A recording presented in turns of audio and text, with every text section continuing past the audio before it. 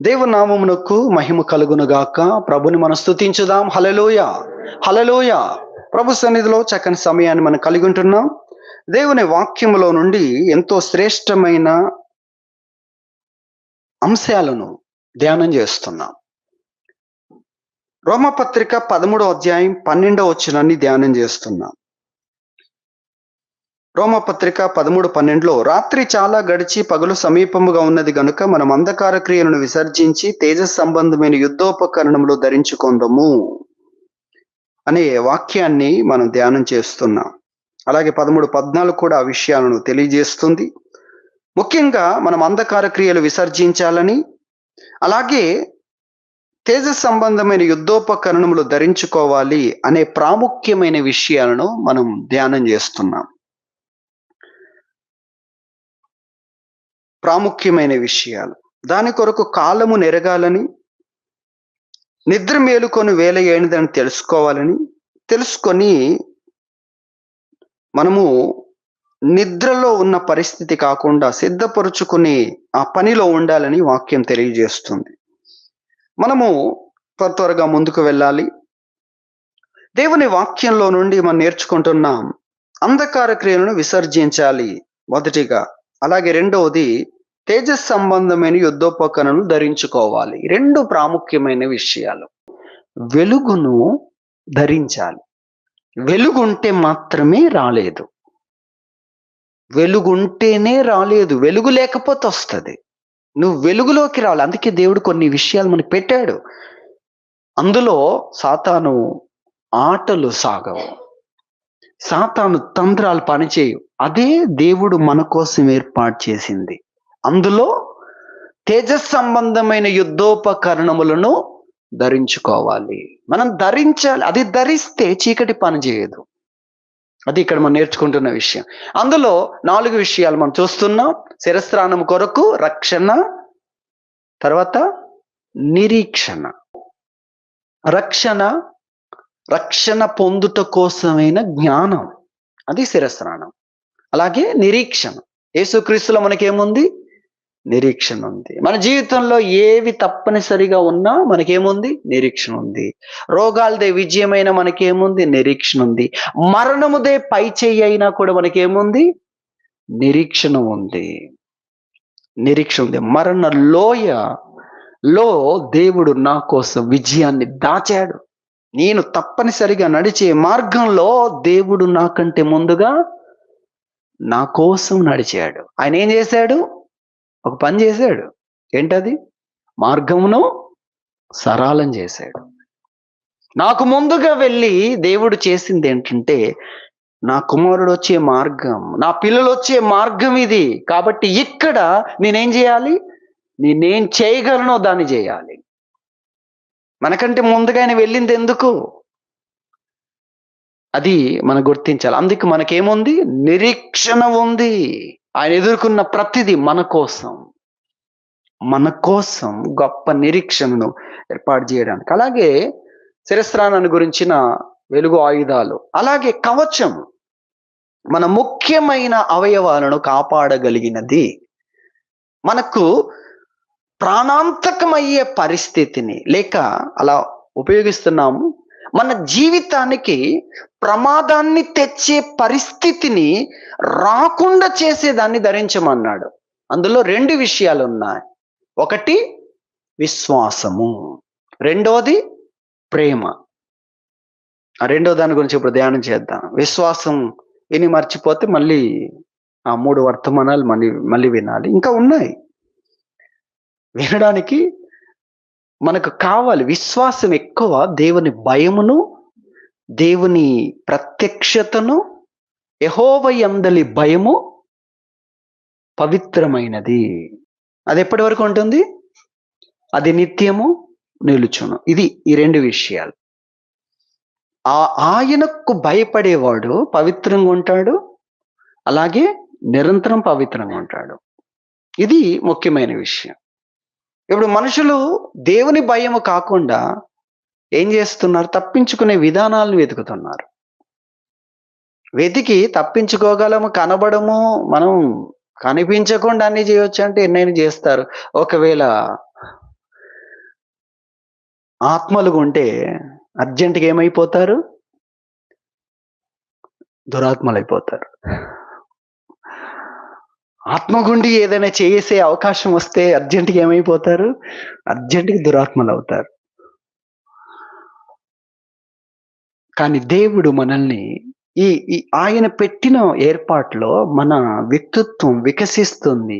మన ఉన్నతమైన వ్యక్తిత్వంలోనికి, దేవుని సంబంధులు అన్న స్థితిలోనికి మన నడిపిస్తుంది. కాబట్టి రక్షణ, నిరీక్షణ అనే శిరస్త్రాణం, అలాగే విశ్వాసము, ప్రేమ అనే కవచం. తేజ సంబంధమైన యుద్ధోపకరణములు ధరించుకోవాలి. ముఖ్యమైన విభాగాలు. మనకు గనక విశ్వాసము, ప్రేమ ఉంటే అసలు మనకు అపాయమే కలగదు. మనం చాలా సురక్షితంగా ఉన్నాం. ఏ వార్తను గురించి నువ్వు భయపడాల్సిన అవసరం లేదు. ఏ వార్త విన్నా నిన్ను గురించి ఎవరు భయపడాల్సిన అవసరం లేదు. ఎందుకు నువ్వు ఎక్కడున్నావు? అతనికి విశ్వాసము, ప్రేమ అనే కవచం ఉంది. అతని మీద ఏది పడినా, అతడి దీంట్లో పడ్డా అతనికి ఏం కాదు. మీకు అర్థమవుతుందా? అది విశ్వాసం, ప్రేమ. విశ్వాసం అనేది దేవుని భయమును గూర్చి, నీతిని గూర్చి, ప్రాముఖ్యంగా విశ్వాసము నీతిని గూర్చి ఎక్కువగా తెలియజేస్తుంది. విశ్వాసం ద్వారా మనకు కలిగేది ఏంటంటే నీతి. ఎలాంటి నీతి? దేవుని ఎదుట త్రికరణ శుద్ధి అంటారు. విశ్వాసం అంటే దేవుణ్ణి గూర్చిన జ్ఞానము, దేవుణ్ణి గూర్చిన సంగతులు, దేవుణ్ణి గూర్చిన చదువు. అది విశ్వాసం.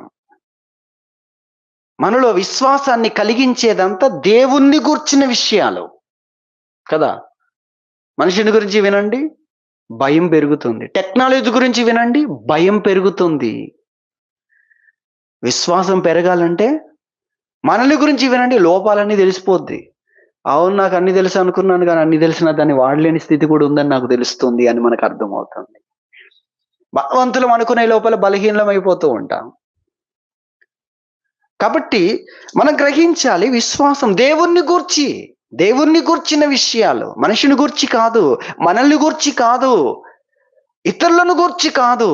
అది పూర్తిగా దేవుణ్ణి గూర్చి. ఎవరిని గురించి మాట్లాడుతుంది? ఎవరిని గురించి తెలియజేస్తుంది? దేవుణ్ణి గూర్చి. కాబట్టి యెహోవా యందలి భయమును కలుగజేస్తుంది. ఆయన చూస్తున్నాడు, ఆయన వింటున్నాడు. విశ్వాసం పూర్తిగా నీతికి సంబంధించింది అనే విషయాన్ని మనం చూస్తున్నాం. లోపల కూడా ఇది మనం నేర్చుకుంటున్న విషయం. అయితే రెండవ కవచం కూడా చెప్పాడు. కవచంలో రెండవది కూడా ఉండాలి. విశ్వాసమే కాదు, ఏముండాలి? ప్రేమ ఉండాలి అని చెప్పాడు. ప్రేమ ఉండాలి. రెండు లేక ఒక కవచానికి 2 లేయర్స్ అనుకోండి. ఒకటి మాత్రమే సరిపోదు. గలతీ పత్రిక 5వ అధ్యాయములో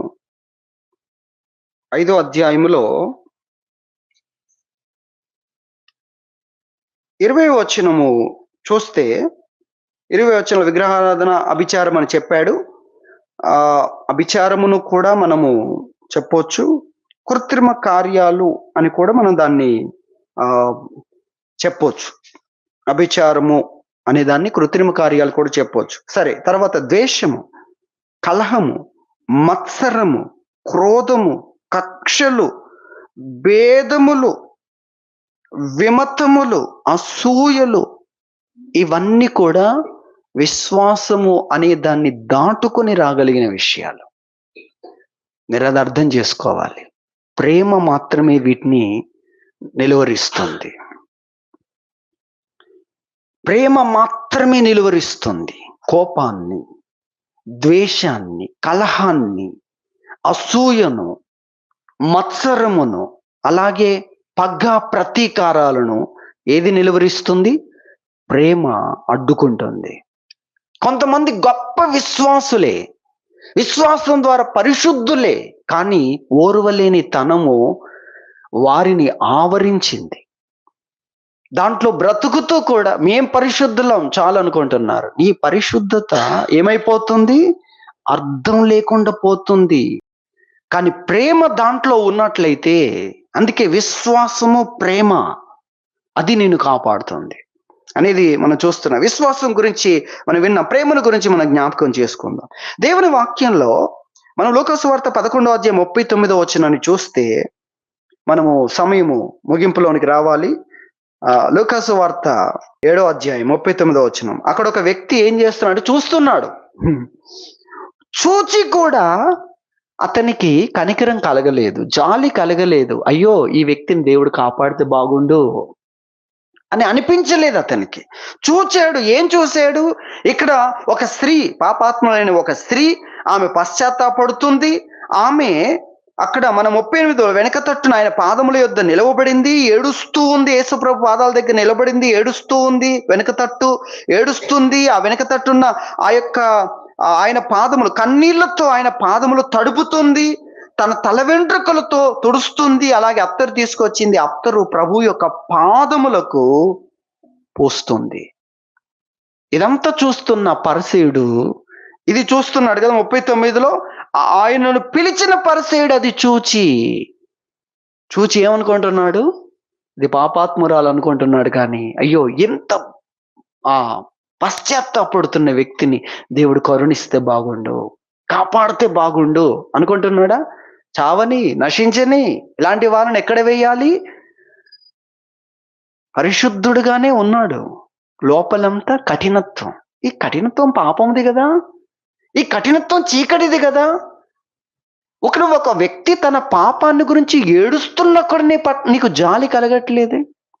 రక్షించగలిగిన వ్యక్తిని, అయ్యా మీరు ప్రవక్త, ఆమెను గురించి ఇంకా ఎలా పశ్చాత్తాపడాలో, ఏం చెయ్యాలో తన పాపాలకు కొంచెం ఆమెను గురించి చెప్పండి అనేది లేదు. సిఫారసు చేయడానికి కానీ, విజ్ఞాపన చేయడానికి కానీ, ఆమె పక్షమున ఎంత బాధపడుతుంది ఇలాంటి వ్యక్తిని, బాధపడిన వాళ్ళు, కఠినాత్ములు మీ దగ్గరికి రాని వాళ్ళు ఎంతో మంది ఉన్నారు. ఈమె వచ్చింది కనుక ఎలాగైనా ఇంకో మార్గాన్ని చూపించండి, ఏం పశ్చాత్తాపం సరిపోతుంది, ఇంకేమైనా చెయ్యాలా?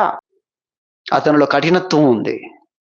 పశ్చాత్తాపడుతున్న వ్యక్తి కూడా అంత చేస్తుంది. ఆమె చేస్తున్న దాంట్లో ప్రతిదీ కూడా కనబడుతుంది. ఏం కనబడుతుంది? ఆమె ప్రభువుని ఎంత గొప్ప చేస్తుంది, ఆ ప్రభు పాదాల దగ్గర ఎంతగా ఆయన పాదముల దగ్గర విలపిస్తుంది. తన పాపమును గురించి తనకు ఆ బాధను తీసుకొస్తుంది. ఏంటి? తన జీవితం.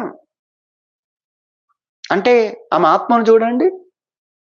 ఆమె ఆత్మను చూస్తే, అయ్యో నేనెంత దౌర్భాగ్యకరమైన స్థితిలో ఉన్నాను, ఎవరు నన్ను విడిపిస్తారని కేకలేస్తుంది ఆత్మ.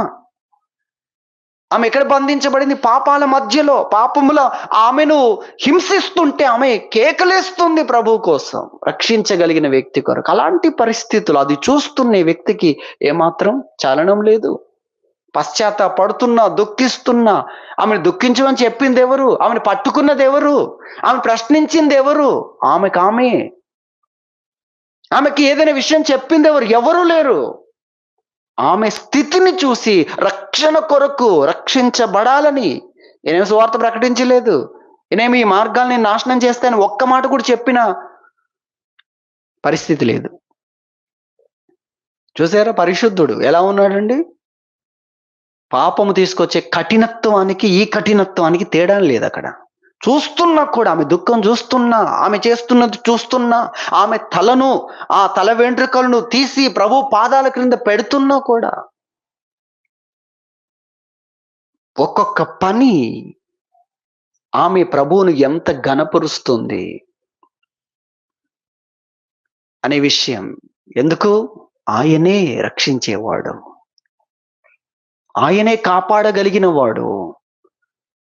ఇంతకుముందు ఆమె పాపాన్ని ప్రేమించింది. ఇంతకుముందు దేని వెంట వెళ్ళింది, దేని దగ్గరికి వెళ్ళింది, దేని దగ్గర సమయం గడిపింది. కానీ ఇప్పుడు ఆ జీవితాన్ని గురించి ఏడుస్తుంది. అటువంటి స్థితి చూస్తున్న కూడా వ్యక్తికి జాలి కలగట్లేదు. చూడండి ఎటువంటి కఠినత్వంతో ఉన్నాడో. పరిశుద్ధుడే కానీ ఏం లేదు, ప్రేమ లేదు. కాబట్టి రక్షణ పొందే వ్యక్తిని కూడా అసహించుకుంటున్నాడు. పశ్చాత్తాప పడే వ్యక్తిని కూడా, ప్రభు కొరకు, రక్షకుని కొరకు కేకలేస్తున్న వ్యక్తిని గూర్చి కూడా ఆ ఆత్మ పరిస్థితిని చూచి కూడా ఇతనికి జాలి కలగట్లేదు అనే విషయాన్ని దేవుని వాక్యంలో మనం చూస్తున్నాం. అలాగే ఇంకొన్ని విషయాలు మనం చూద్దాం. ఇంకొన్ని విషయాలు మనం చూస్తే ఇక్కడ మనం గ్రహించాలి, ప్రేమ లేనితనాన్ని బైబిల్ ఏం చెప్తుందంటే అది చీకటి అని చెప్తుంది. అది కూడా మనం చూద్దాం. ఎందుకంటే సమయం తక్కువ ఉంది గనక మనము త్వరగా కొన్ని ముఖ్యమైన విషయాలు చూద్దాం. యోహాను రాసిన మొదటి పత్రిక 2వ అధ్యాయము 7 నుండి మనం చూస్తే 5 నుండి 10 వరకు, మొదటి అధ్యాయం 5 నుండి 10 వరకేమో ఇక్కడ చీకటి అంటే పాపం అని చెప్పాడు. దేవుడు వెలుగై ఉన్నాడు, ఆయన యందు చీకటి ఎంత మాత్రం లేదని 5లో చెప్పి, ఆయనతో కూడా సహవాసం గలవారు మనం చెప్పుకొని చీకట్లో నడిచిన ఎడలా మనం అబద్ధం ఆడుచు సత్యమును జరిగింపకుండా ఉంటాము. అయితే ఆయన వెలుగులో ఉన్న ప్రకారం మనం వెలుగులో నడిచిన ఎడల మనం అన్యోన్యమైన సహవాసం గలవారమై ఉంటాము. అప్పుడు ఆయన కుమారుడైన యేసు రక్తం ప్రతి పాపము నుండి మనల్ని పవిత్రులుగా చేయును అని ఇక్కడ పాపము చీకటి అన్న విషయాన్ని చెప్పాడు. కాబట్టి ఆయన వెలుగు, ఆయనలో చీకటి ఎంత మాత్రము లేదు. ఆయనతో సహవాసం, వెలుగులో ఉన్న వాటిలో చీకటి కూడా ఎంత మాత్రం ఉండదు అన్న విషయం చెప్పాడు. అలాగే ఇక్కడ 2:7లో 9లో వెలుగులో ఉన్నానని చెప్పుకొనుచు తన సహోదరుని ద్వేషించువాడు ఇప్పటి వరకును చీకట్లోనే ఉన్నాడు.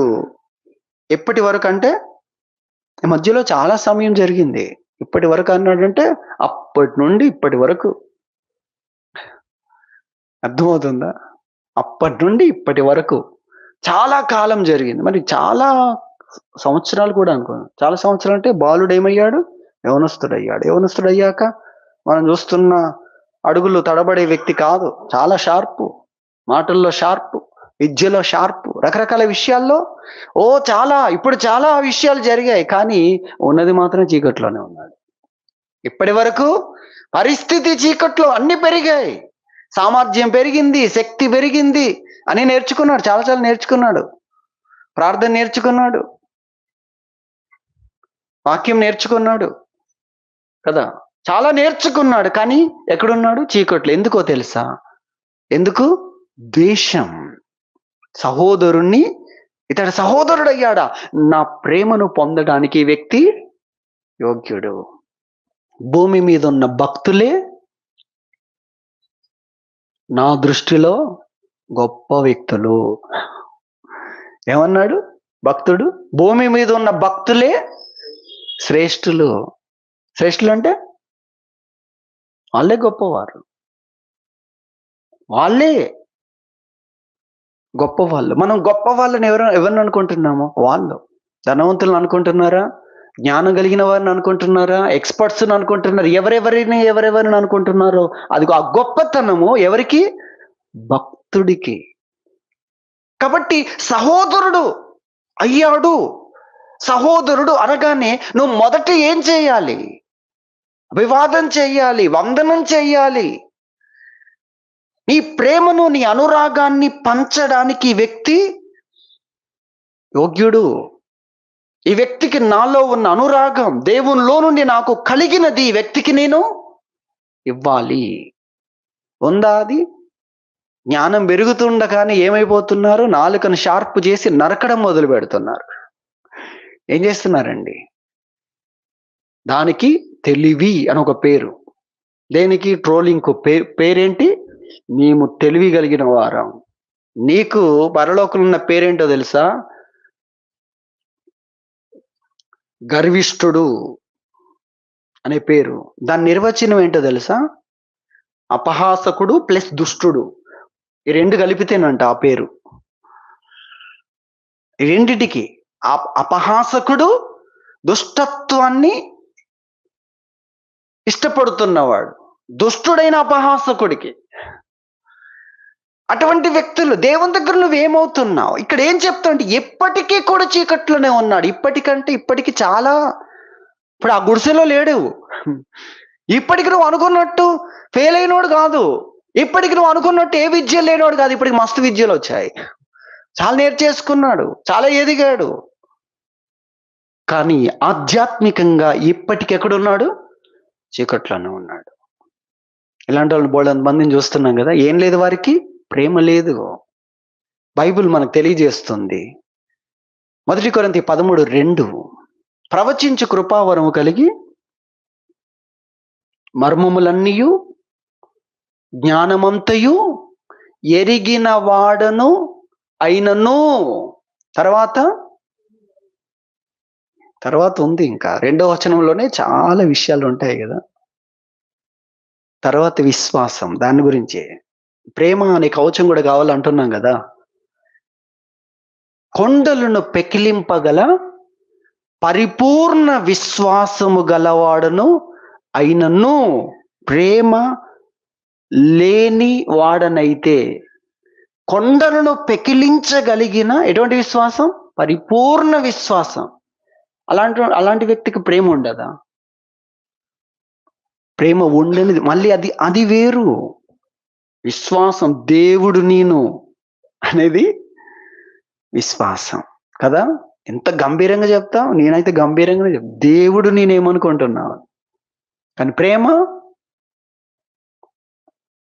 నేను కాదు. నేను ఎంతమందిని రక్షించాను, ఎంతమందికి ఉపయోగపడ్డాను. దేవుడు నేను దేవుణ్ణి అనేదాన్ని ఏం చేశాడు? లెక్క చేయలేదు. విడిచిపెట్టకూడని భాగ్యమని అనుకున్నాడా? అనుకోలేదు. మనం అనుకుంటున్నాం. ఎందుకు? ప్రేమ లేక. ప్రేమ లేక. ఈరోజు క్రైస్తవ్యంలో తక్కువైపోతుంది ఏంటో తెలుసా? ప్రేమ. పెరుగుతుంది ఏంటో తెలుసా? జ్ఞానం. అందుకే జ్ఞానము వెర్సెస్ ప్రేమను గురించి మాట్లాడాడు.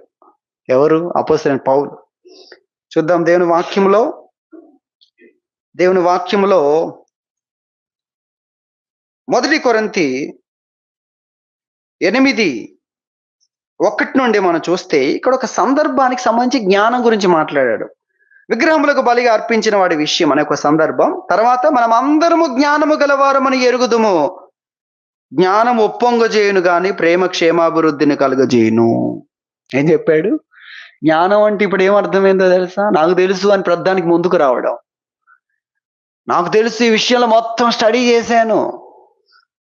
మొత్తం స్టడీ చేస్తే కాదు, హృదయాన్ని మాట్లాడినివ్వు, మనస్సాక్షిని మాట్లాడినివ్వు. నిన్ను వల్ల నీ పొరుగువాడు అనుకో ఫస్ట్. జ్ఞానం ఏం చేస్తుంది? నీలాంటి బోళ్ళంత మందిని చూశానంటుంది. నేను మస్తు దాటాను. నీలాంటి వాళ్ళు మస్తు మంది నా ముందు పడిపోయారు, చదవలేక ఫెయిల్ అయిపోయి. నేను మస్తు దాటాను. జ్ఞానం ఏం చేస్తుంది? ఉప్పొంగ చేస్తుంది. నేను అనేదాన్ని స్థాపిస్తుంది. దేవుడు నేను అన్నదాన్ని ప్రక్కకు పెట్టి ఆయన దేనికైనా సరే అన్నాడు. అనగా శరీరం ధరించడానికి, మత్యుడు అవ్వడానికి, తర్వాత దాసుడు అవ్వడానికి. దాసుని స్వరూపం మానవ రూపమే కాదు, శరీరధారియే కాదు.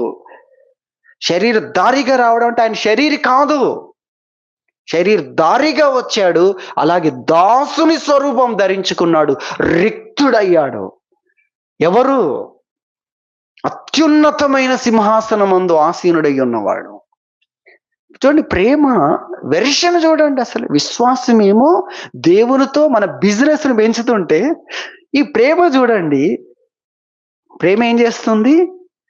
ఎంతమంది నువ్వు రక్షించావు, ఎంతమందికి నీ వలన లాభం కలిగింది, నీది ఎంతమందికి ఉపయోగపడింది. ఈ ప్రేమ విధానం చూడండి.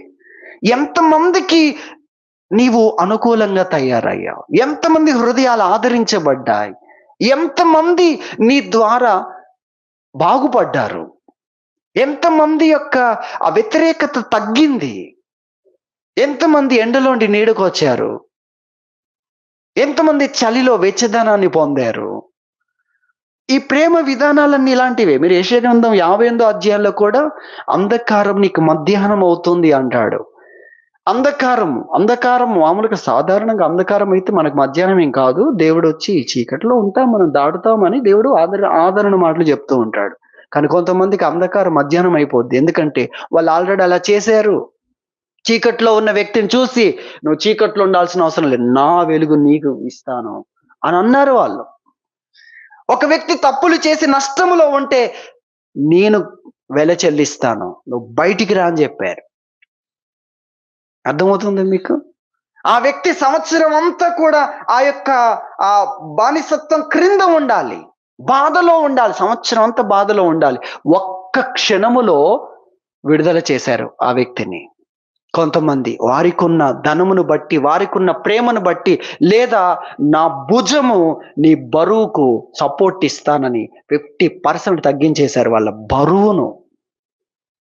వాళ్ళతో చెప్తున్నాడు దేవుడు. నీకేమవుద్ది? నీ అంధకారము మధ్యాహ్నం అవుతుంది.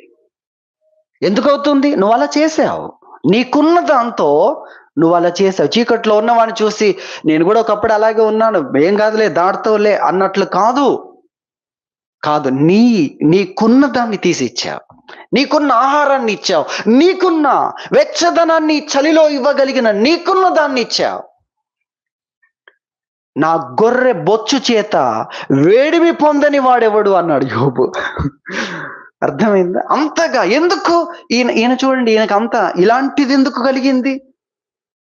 అలాగే ఎవ్వరు కూడా చేర్చుకోలేని వ్యక్తుల కొరకు తన ద్వారములు తెరిచాడు. ఎటువంటి ద్వారములు? ప్యాలెస్ యొక్క ద్వారములు తెరిచానంటాడు అక్కడ వాక్యంలో. ప్రేమ విధానం చూడండి ఇదంతా. నేనేది పొందుకున్నానో దాని ద్వారా ఇతరులకు మేలు కలగాలి, ఇతరుల కష్టం తగ్గాలి, ఇతరుల బాధ తగ్గాలి. ఇది ప్రేమ యొక్క విధానం. ప్రేమ పొరుగువానికి కీడు చెయ్యదు, ప్రేమ చెయ్యదు, మిగిలినవి చేస్తాయి. కాబట్టి ప్రేమ పొరుగువానికి కీడు చేయదు గనక ప్రేమ కలిగి ఉండుటే ధర్మశాస్త్రాన్ని నెరవేర్చడం. ధర్మశాస్త్రం ఎవరిలో నుండి వచ్చింది? దేవునిలో నుండి, దేవుని మనస్సులో నుండి. ఆయన మనస్సును, ఆయన చిత్తాన్ని చేసిన వ్యక్తి అవుతావు. దేని ద్వారా? ప్రేమ ద్వారా అనే విషయాన్ని చెప్పాడు. ఇది మనం గమనించాలి. ప్రేమ లేకపోతే మనం కీడు చేస్తాం. కీడు చేస్తూ ఇది సహజమే అన్నట్లుగా మనం ఉంటాం. ప్రేమను గురించి ప్రేమ లేనివాడు చలిలో వణుకుతున్న వాడికి జాగ్రత్తగా ఉండు, చలిలో వెచ్చదనాన్ని పొందు అంటాడు. ఎట్లా పొందుతాడు? ఆకలితో ఏమీ లేకుండా ఉన్నవాడిని చక్కగా ఉండు, సంతోషంగా ఉండు అని చెప్తాడు. ఎవరు? ప్రేమ లేనివాడు. మరి ఎలా ఉంటాడు? అది చెప్పాడు వాక్యంలో. కావలసిన వాటిని ఇవ్వక, శరీరానికి కావలసిన వాటికి ఇవ్వకుండా నువ్వు చక్కగా ఉండు అనే మాటలు మాట్లాడితే ఎలా నువ్వు ప్రేమ చూపిన వాడు అవుతావు? లేదు ఆ వ్యక్తి దగ్గర. ఏదో మంచి మాటలు మాట్లాడితే సరిపోతుందా? నీకున్న దాంతో నువ్వేం చేస్తున్నావు అనేది చెప్పాడు. ఇప్పుడు ప్రేమ అనే ఈ సబ్జెక్ట్ అనేది ఎటువంటిదో మీరు ఆలోచించండి. ద్వేషమును, కలహమును, అలాగే కోపమును, మనలోనికి సహజంగా వచ్చే కొన్ని విషయాలు ఉన్నాయి. చాలా తెలివిగా వస్తుంటాయి అవి. దాన్ని మనం ఏమనుకుంటామంటే దాన్ని చాలా చక్కగా స్వీకరించి పెద్ద పీట వేసి మనము ఏమనుకుంటాం, ఇది నాది కాదు ఉండనిచ్చి గంభీరంగా మాట్లాడుతూ ఉంటాం. లేనిపోని వాటిని ఉండనిచ్చి ఏం మాట్లాడుతుంటామో తెలుసా? నేను దేవునికి విధేయుణ్ణి అంటుంటాం. దేవుడు వద్దన్నవని ఉంచుకొని, ఉదాహరణకు సమూయేలు ప్రవక్త సౌలు దగ్గరకు వచ్చాడు. సౌలు ఏమంటున్నాడు? దేవుని చిత్తమును నెరవేర్చి తిని అని గంభీరమైన ఏదో పెద్ద పలుకులు మాట్లాడాడు.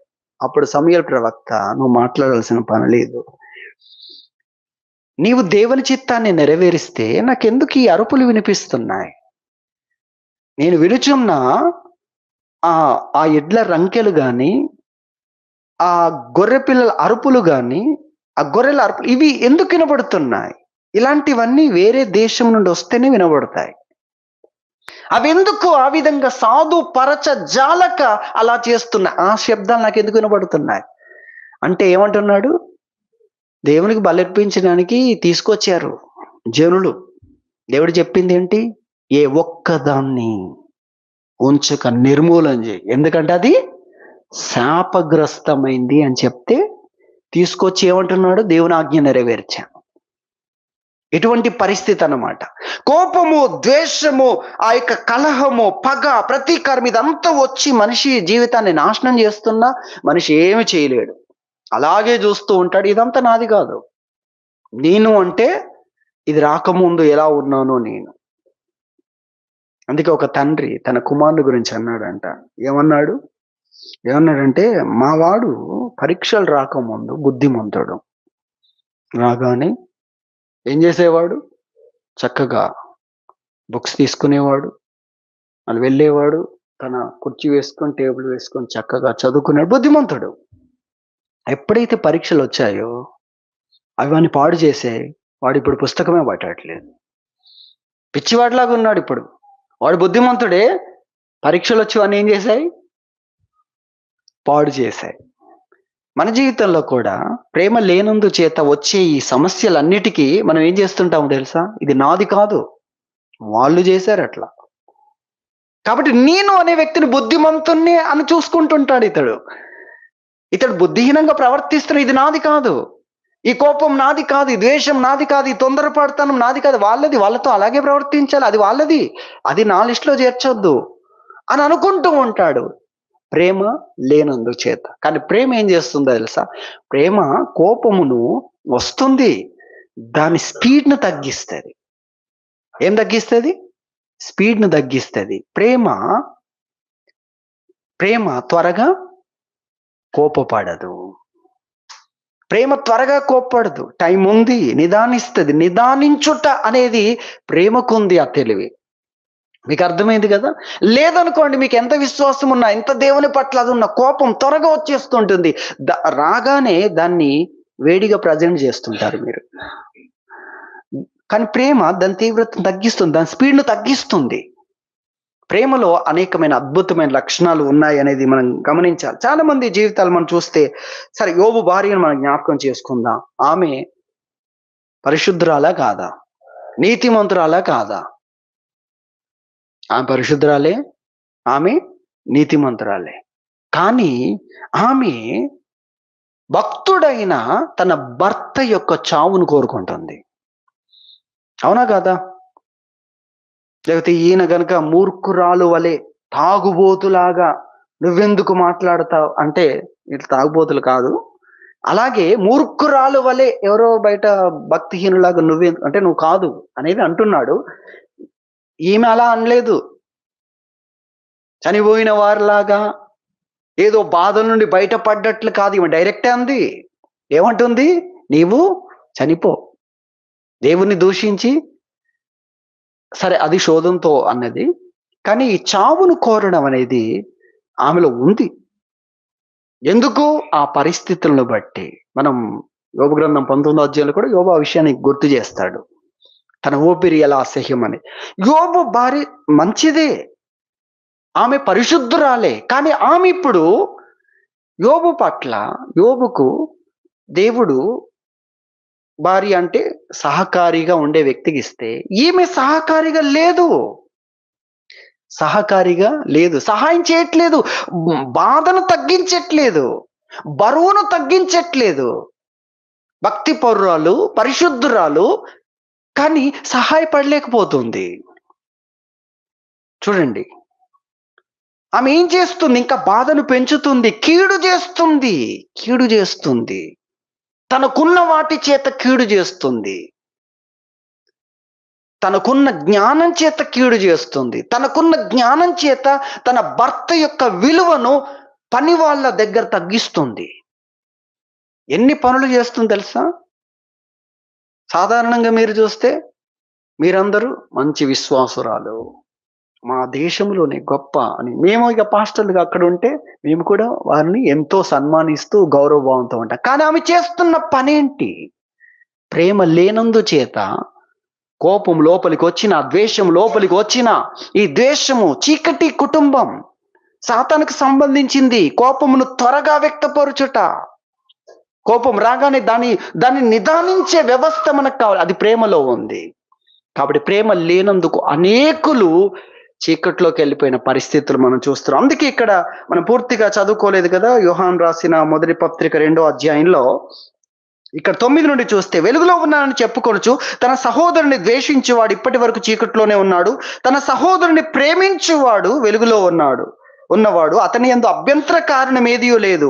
తన సహోదరుని ద్వేషించువాడు చీకట్లో ఉండి చీకట్లో నడుస్తున్నాడు, చీకటి అతని కన్నులకు గ్రుడ్డితనము కలగజేసిన గనుక తానెక్కడికి పోవచ్చున్నాడో అతనికి తెలియదు. నేను ద్వేషిస్తున్నా, నేను ఎక్కడికి వెళ్తున్నాను? పరలోకానికే వెళ్తున్నాను. లేదు, నువ్వు ద్వేషిస్తే పరలోకానికి వెళ్ళవు, నువ్వు క్షమిస్తే పరలోకానికి వెళ్తావు. ద్వేషం ఎందుకు వచ్చింది? ఒకవేళ అతడు ఏదన్నా మాట అన్నాడు, లేక హాని చేశాడు, కానీ నువ్వేం చేయాలి? ప్రేమలోనే ఉంది. ఏముంది? కవచం కాపాడగలిగింది. ప్రేమలో ఏముందో తెలుసా? క్షమించుట. ప్రేమలో క్షమించుట అనేది ఉంది, కరుణించుట అనేది ఉంది. నేను నిన్ను కరుణించిన ప్రకారం నువ్వు కరుణించాలి కదా.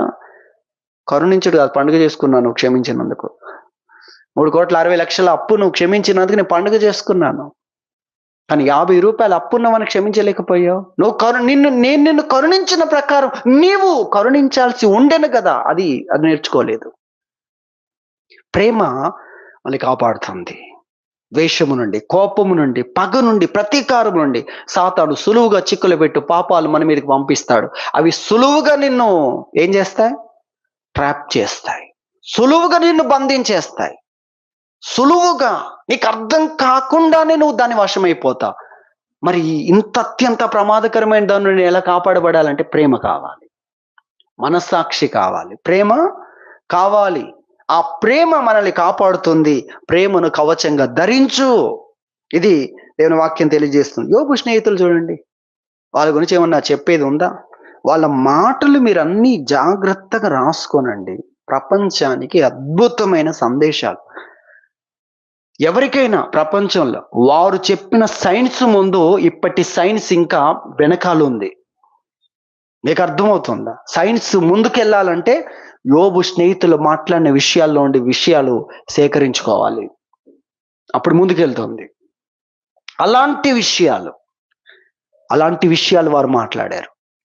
ఎప్పుడు బైబిల్లో యోబు గ్రంథము అన్నిటికంటే ముందుదని చెప్తూ ఉంటారు. ఎందుకంటే ధర్మశాస్త్రం గురించి కానీ ఆ విషయాలు అందులో చెప్పబడలేదు కాబట్టి ధర్మశాస్త్రం కంటే ముందుది అంటే మొట్టమొదటి పుస్తకం అంటూ ఉంటారు.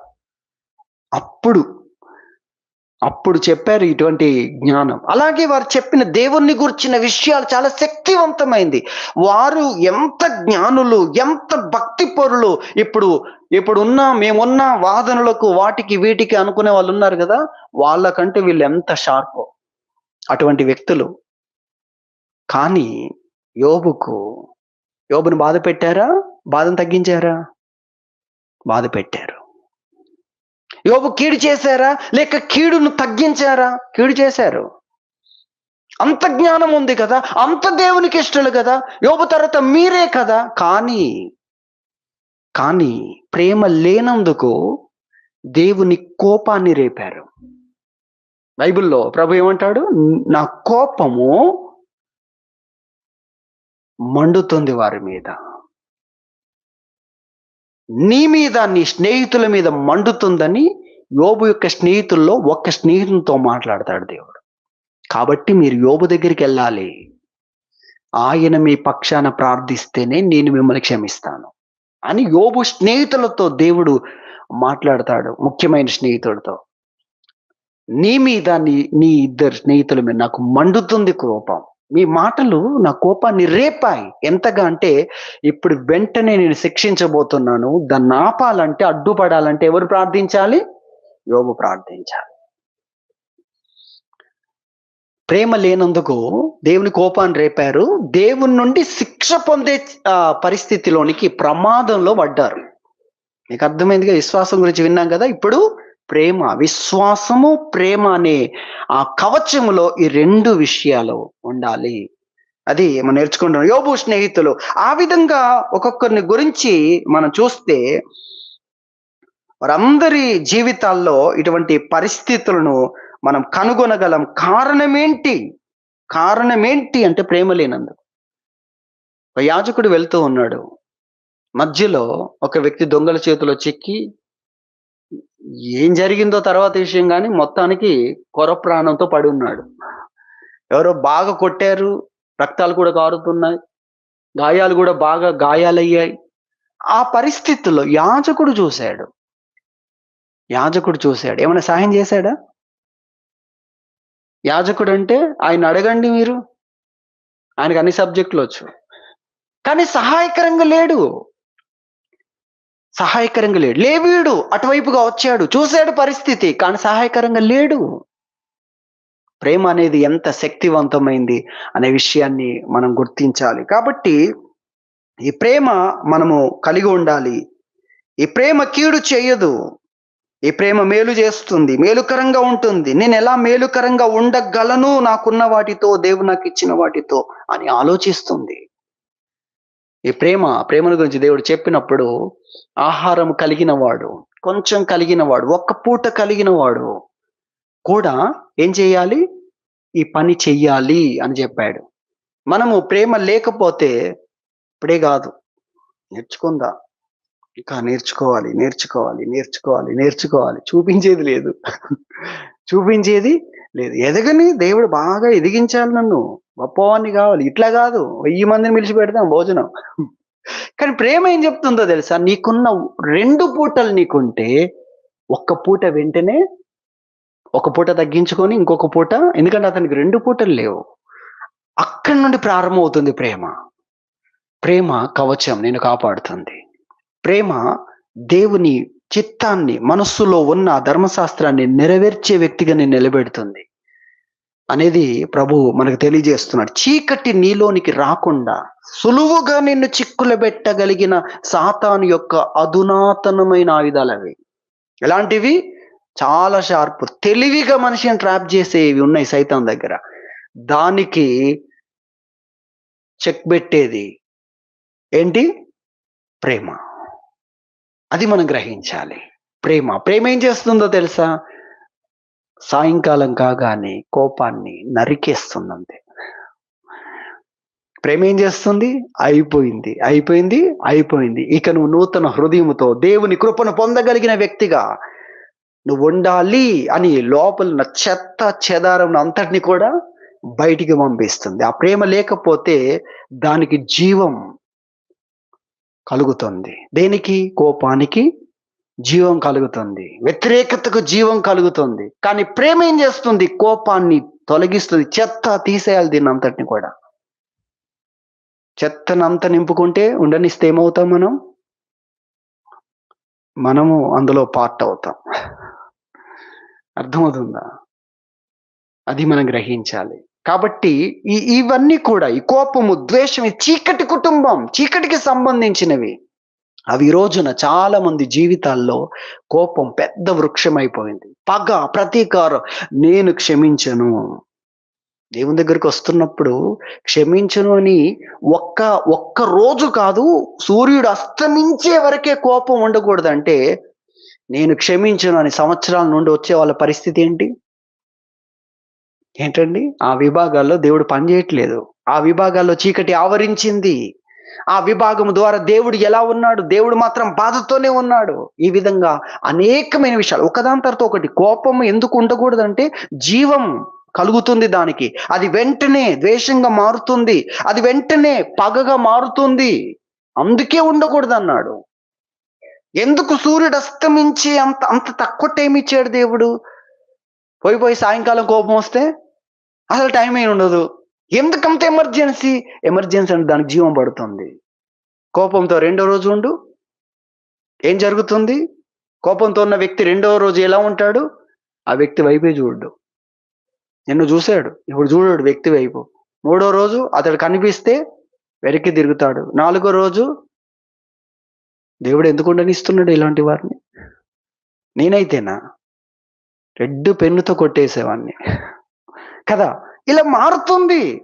ఇబ్బంది పడుతున్నవాడు ఆ వ్యక్తి ఉండకపోతే బాగుండు. ఏంటిదంతా? అందుకే తన సహోదరుని ద్వేషించువాడు నరహంతకుడు అని చెప్పాడు. ఒకసారి ఆ విషయాన్ని చూద్దాము. యోహాను రాసిన మొదటి పత్రిక 3వ అధ్యాయము 15వ వచనం చూస్తే, తన సహోదరుని ద్వేషించువాడు నరహంతకుడు. ఏ నరహంతకుని యందును నిత్య జీవము ఉండదని మీరు ఎరుగుదురు. అంటే ద్వేషించే ఏ వ్యక్తిలో కూడా నిత్య జీవం ఉండదు. ఉన్నదండి ముందు, ఇప్పుడు పోయింది. ఇప్పుడు పేరు గల్లంతైంది. వాళ్ళకి తెలియదు. అక్కడ పేరు గల్లంతైంది అనే విషయం ఇక్కడ తెలియదు. అక్కడ పేరు రాసిన విషయమే మీరు చూస్తున్నారు. జీవ గ్రంథం అందు నా పేరు వ్రాయబడింది. కానీ ఈరోజు ద్వేషము ఆ పేరును తొలగించిందన్న నిజం తెలియట్లేదు. వీళ్ళకి అక్కడికి వెళ్ళాకే తెలుస్తుంది. అయ్యా మాకు డోరేసావా నువ్వు? ఎంత పని జరిగింది? చేసిందేంటి? కోపం అనే ఫ్రెండ్ కోపం నా ఫ్రెండ్ కాదంటారా? ఫ్రెండ్ కాకపోయినండి రోజుకు ఆ ఫ్రెండ్‌తో ఎన్ని సార్లు, ఎన్ని సందర్భాలు కోపంని ఎప్పుడైనా గద్దించామా మనం? కోపం రాగానే ఎందుకొస్తున్నావు? ఆగు నువ్వు ముందు అని కోపంతో ఎప్పుడైనా చెప్పారా? అది మనం గమనించాలి. ఈ విషయాలన్నీ కూడా మనం గ్రహించాలి. ప్రభువు మనకు తెలియజేస్తున్నాడు. కాబట్టి ఎంత ఎదుగుతున్నా మనుషులు ఇతరుల జీవితాల విషయంలో ఏమాత్రము పని చేయలేని వారుగా, కీడు చేసేవారుగా ఉన్న ఆ పరిస్థితిని గురించి దేవుని వాక్యము మనకు తెలియజేస్తుంది. ప్రేమలో అద్భుతమైన లక్షణాలున్నాయి. కోపము రాగానే త్వరగా కోపపడనివ్వదు. నిదానించు, దానికి సమయం ఉంది అని కోపం ఎప్పుడైతే తగ్గిపోద్దో, నిదానిస్తామో, ఆ తర్వాత మనము మాట్లాడే వ్యక్తులమవుతాం. కోపములో మాట్లాడేది తక్కువుంటుంది. వివరించేది తక్కువుంటుంది. కోపం మనిషిని జ్ఞానం తగ్గిస్తుంది. కోపములో అసలు ఏంటి విషయం అనేది ఎక్కువ మాట్లాడం మనం. విషయాన్ని వివరించడానికి కూడా ఎక్కువ చెయ్యం. అదే ఇలా మాట్లాడుతున్నప్పుడు ఇప్పుడు నేను కోపంతో ఉన్నాననుకోండి, ప్రతిది కూడా మీకు అర్థమయ్యే విధంగా చెప్పలేను నేను. అర్థమవుతుందా? ఇలాంటి హృదయంతో ఉంటే ఒక్కొక్క విషయాన్ని చెప్పాలి, ఇంకా చెప్పాలి, ఇంకా చెప్పాలి. కోపంతో ఉంటే చెప్పాలి గాదు, అరవడమే ఎక్కువుంటుంది. అర్థమయ్యే తక్కువుంటుంది ఎదుటి వ్యక్తి. ఎందుకంటే ఇక్కడ అర్థం చేయించే పాయింట్స్ ఎక్కువుండవు. ఉన్నదాన్ని, ఉన్నదాన్ని వెలువరించలేం. అది కోపం తగ్గితేనే నీలో నుండి ఇతరులకు ఉపయోగకరమైన వస్తాయన్న విషయాన్ని దేవుని వాక్యం మనకు తెలియజేస్తుంది. కాబట్టి మనము ప్రేమ కవచము కాపాడుతుంది. దాన్ని మనం ధరించాలి అన్న విషయాన్ని ప్రభు తెలియజేస్తున్నాడు. ప్రేమలో త్వరగా కోప్పడదు. ప్రేమ క్షమిస్తుంది. ప్రేమ తన కోసం ఆలోచించదు. అద్భుతమైన లక్షణం. మీరు ఎప్పుడైనా మీకోసం ఆలోచిస్తారు. మనం ఎప్పుడైనా ఇటున్నా మన కోసం, అటున్నా మన కొరకు. అధికారంలో ఉన్నా మన కొరకు, అధికారం లేకపోయినా మన కొరకు. చూడండి, ఎవరైనా వాళ్ళ కోసమే ఆలోచిస్తున్నారు. ఎదుటి వ్యక్తి గురించి మాట్లాడమనండి, అసలేముండదు. అదే గొప్ప ప్రమాదం. ఇదొక్కటే కాపాడుతది. ఏంటది? ప్రేమ స్వప్రయోజనమును చూసుకోదు. ఇక ఎక్కడైనా నీకోసమే ఆలోచిస్తా. నీకోసమే ఆలోచిస్తున్నంత వరకు నువ్వు దూరం అయిపోతూనే ఉంటావు. సమాజానికి కానీ, వ్యక్తికి కానీ ఎదుటి వ్యక్తి కోసం ఆలోచించగలిగిన వ్యక్తిగా ఉంటే అప్పుడు నువ్వు దైవికమైన వ్యక్తి అవుతావు. దైవికమైన వ్యక్తి అంటే మిగిలిన వాటితో మనం దైవికం కాదు, నేనే అనే చూపిస్తున్నాం. నేనే కాదు, నేను దేవునికి సంబంధించిన వ్యక్తిని, దైవికమైన వ్యక్తిని నేను అని చూపించాలంటే ప్రేమ అనే దాన్ని మనం ధరించాలి. ఆ ప్రేమలో కోపం కలిగిన నిదానించుట అనేది ఉంది. ప్రేమలో క్షమించుట ఉంది. ప్రేమలో స్వప్రయోజనమును చూసుకోదు. దేవుడు ప్రేమ. అందుకే తనకేం జరుగుతుంది కాదు, మనకేం జరగబోతుంది అనే దాన్ని చూశాడు. సిలువలో కూడా వాక్యం చెప్తుంది కదా, ఆయన తన ఎదుట ఉంచబడిన ఆనందం కొరకు అవమానమును నిర్లక్ష్యం చేసి సిలువను సహించాడని వాక్యం చెప్తుంది. ప్రేమ తనకేం జరుగుతుంది, తన కోసం కాదు, తన కొరకు చూసుకునే ప్రతి వ్యక్తి ఏమైపోతున్నాడు? ఎదుటి వ్యక్తికి ఉపయోగకరమైన వ్యక్తిగా లేకుండా పోతున్నాడు. ప్రేమ మనల్ని కాపాడుతుంది, చీకటి రానివ్వదు. ఆ ప్రేమ అనేది లేకపోతే ఆ దారి గుండా శత్రువు లోపలికి దూసుకొని వచ్చి కావలసినంత నష్టాన్ని కలుగజేస్తాడు, ప్రమాదంలో పడేస్తాడు. ఇది మనం తెలుసుకోవాలి. ప్రేమ అనే ఆ డోర్, అది చాలా ప్రాముఖ్యం. అది నిన్ను అద్భుతంగా కాపాడుతుంది. నీకు తెలియని విషయాల్లో కూడా ప్రమాదం రాకుండా కాపాడుతుంది ప్రేమ దగ్గరను ఉండగలిగితే. కాబట్టి ప్రేమను కవచముగా ధరించాలని ప్రభు తెలియజేస్తున్నాడు. దేవుడి వాక్యం దీవించును గాక. ప్రార్థన చేసుకుందాం.